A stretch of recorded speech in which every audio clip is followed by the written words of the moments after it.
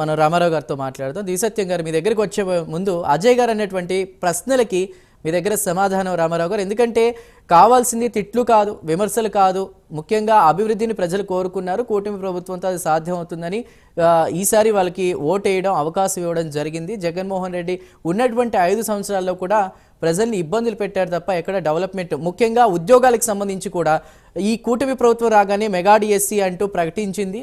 దానికి సంబంధించి కూడా కొద్దిగా డిలే అయినా ప్రాసెస్ నడుస్తుంది. కానీ గత ప్రభుత్వం ఏది కూడా ఇవి చేయలేదు. అదేవిధంగా ఇంకా సినిమాల విషయం మాట్లాడారు. నిర్మాతలకు వాళ్ళకి కూడా ఎవరైతే ప్రాఫిట్స్ రావాలి, లాసెస్ రాకూడదు కాబట్టి అవి కంప్లీట్ చేయడానికి కూడా పవన్ కళ్యాణ్ పూనుకున్నారనేది రకరకాలుగా ఆయన చెప్తూ వస్తున్నారు. అదే నా డబ్బు, ఇంకా వేరే సోర్స్ అంటూ లేదు, అది ప్రజలకే పంచుతాను వీలైతే అంటూ కూడా ఆయన మాట్లాడారు. ఇప్పుడు అజయ్ గారు అన్నటువంటి వ్యాఖ్యలపై మీ సమాధానం ఏంటి? ఉప ముఖ్యమంత్రి పదవికి చట్టబద్ధత లేదని ఎందుకు చెప్పానంటే, వీళ్ళు దిశ చట్టానికి చట్టబద్ధత లేదు, వాలంటీర్లకు చట్టబద్ధత లేదని మాట్లాడుతున్నారు. అదే సమయంలో ఉప ముఖ్యమంత్రి గురించి ఎందుకు తెలుగుదేశం పార్టీ గాని కూటమి నాయకులు గాని దానికి కూడా చట్టబద్ధత లేదని ఎందుకు మాట్లాడలేదని నేను క్వశ్చన్ చేశాను. దిశ చట్టానికి చట్టబద్ధత లేదని కేంద్రమే చెప్పింది రామారావు గారు, మేము చెప్పడం కాదు. కేంద్రాన్ని అడగాల.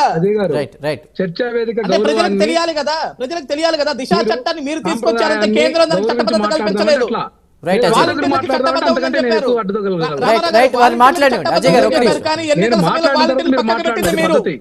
నీ మాదిరి అడ్డు తగలాలంటే నీకంటే 10 రెట్లు ఎక్కువ అడ్డు తగులుతా. నిజాలు మాట్లాడుకుందాం. నువ్వేదో ఫ్లోలో అట్లా కాదు, మాటల్లో గారెడ్డి తోటి మాట్లాడటం కాదు, వాస్తవాలకు వద్దాం. ఉప ముఖ్యమంత్రి పదవికి చట్టబద్ధత లేదంది నేను. ఎందుకంటే వాలంటీర్లకు చట్టబద్ధత లేదు, దిశ చట్టానికి చట్టబద్ధత లేదని మాట్లాడినారు మీరే. ఏదైతే వాలంటీర్ల సేవలు విజయవాడ వరద బాధితుల సమయంలో వాడుకున్నటువంటి వాళ్ళు, ఏదైతే వాలంటీర్ల మీద 33,000 మంది మహిళలు తప్పిపోయారని చెప్పినటువంటి పవన్ కళ్యాణ్ మాటలను కూడా పక్కన పెట్టి చంద్రబాబు నాయుడు గారు వాలంటీర్ల వేతనాన్ని 5,000 నుంచి 10,000కి పెంచుతానని చెప్పి ఈరోజు సాక్షాత్ ఆ శాఖ మంత్రిగా ఉన్నటువంటి డోలా బాలవీరాంజనేయ స్వామి గారే దీనికి చట్టబద్ధత లేదు, మేమైతే మాత్రం వాలంటీర్లు కొనసాగించడం లేదని పరోక్షంగా సంకేతాలు ఇచ్చినటువంటి మాట వాస్తవం. నేనేం చెప్తున్నానంటే, ప్రజాక్షేత్రంలో ఏదైతే మీరు మాట్లాడారో ఆ మాటలకు మీరు కట్టుబడి, మీ మాటలు నమ్మి ఓట్లేశారు, నేను కాదంటలా. మీ మాటలు నమ్మి మీకు సీట్లు ఇచ్చారు, మీరు ప్రభుత్వాన్ని ఏర్పాటు చేశారు. ఆ మాటలను ఎందుకు మీరు వాస్తవ రూపంలోకి చేసి అమలు చేయటం లేదనేది మా కంటెంట్. అట్లాగే మీరు చెప్పినట్లు షర్మిల గారు అంశం తీసుకొచ్చారు. షర్మిల గారు ఏదైతే తెలంగాణలో రాష్ట్రంలో పార్టీ పెట్టి తెలంగాణ రాజకీయాల్లోనే ఉంటానని చెప్పినటువంటి వ్యక్తి, ఏదైతే చంద్రబాబు నాయుడు గారు తెలంగాణలో ముఖ్యమంత్రి పదవిని సాధిస్తామని చెప్పి పార్టీని కాసాని జ్ఞానేశ్వర్ అనే బీసీ వ్యక్తిని అధ్యక్షునిగా చేసి పెట్టినటువంటి కాసాని జ్ఞానేశ్వర్ గారిని ఉపయోగించుకున్నటువంటి వ్యక్తి, తదుపరి ఏదైతే చంద్రబాబు నాయుడు గారి స్టాండు షర్మిల స్టాండ్ ఒకటే అయింది, ఇద్దరూ చేతులు ఎత్తేస్తారు తెలంగాణ ఎన్నికల్లో.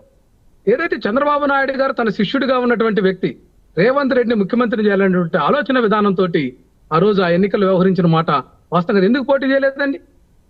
తెలుగుదేశం పార్టీ ఎందుకు తెలంగాణ ఎన్నికల్లో పోటీ చేయలేదు? దీనికి ఆన్సర్ చేయమనండి చూద్దాం. ఖచ్చితంగా ఆన్సర్ చేస్తాం. రామారావు గారు, ఇంకో ప్రశ్న. కుటుంబ సభ్యుల్ని ఆ విధంగా ట్రోల్ చేస్తుంటే ఒక అధికారంలో ఉండి కూడా ఎందుకు దానికి అడ్డు చెప్పలేదు? మరోవైపు భారీగా ఇప్పుడు జనసేనలోకి వైసీపీ నేతలు చాలా మంది జంప్ అవుతున్నటువంటి పరిస్థితి. ఎవరైతే తిట్టారో, విమర్శించారో వాళ్ళే ఇప్పుడు పవన్ కళ్యాణ్ గారిని తిట్టడం వల్లే మేము ఓడిపోయాం, అతను చాలా పవర్ఫుల్గా ఎదుగుతాడంటూ కూడా అంబటిగా లాంటి వారు, అదేవిధంగా గుడివాడ అమర్నాథ్ లాంటి వాళ్ళు మాట్లాడినటువంటి పరిస్థితి. దానికి మీ సమాధానం? ఇక్కడ ఒకటేనండి, ఎంపీలుగా బీసీలకు కనీసం ఎంపీ అనేటటువంటి మాట అంటేనే భయపడేటటువంటి పరిస్థితుల్లో బీసీ ఎంపీలను చాలా మందిని జగన్మోహన్ రెడ్డి గారు రాజ్యసభ సభ్యులుగా ముందుకు తీసుకొచ్చారు. అట్లాగే ఎమ్మెల్సీలకు తీసుకొచ్చారు.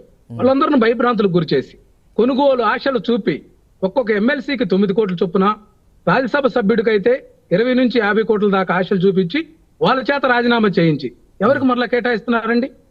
పారిశ్రామికవేత్తలను బెదిరించి తమ పార్టీలో లాక్కొని మళ్ళీ రాజ్యసభ సభ్యులను చేయటం.